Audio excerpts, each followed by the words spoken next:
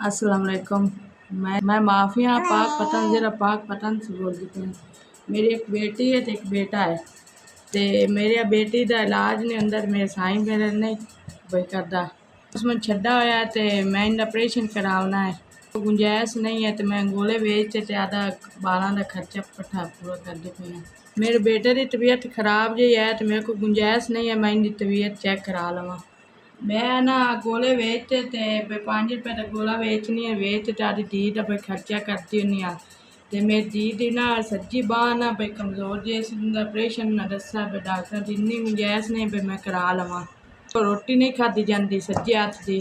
ते मेरा ना मैं आधी बच्ची नूं ना भाई डॉक्टर ने दिखाया 5000 जोर जमा करते तो उन्होंने ऑपरेशन दसा है। तो दूसरी गल है तो मेरी बच्ची का ना इलाज नहीं मेरे को होता पे तो मियाँ मेरे छड्डा हो सका गोले बेचने तो बिजली का बिल भी तू भर ते मेरा ना मियाँ ना भाई वो आंदा तू बिजली का बिल भी तू बड़ा किता कर ते घर का खर्चा भी तू किता कर।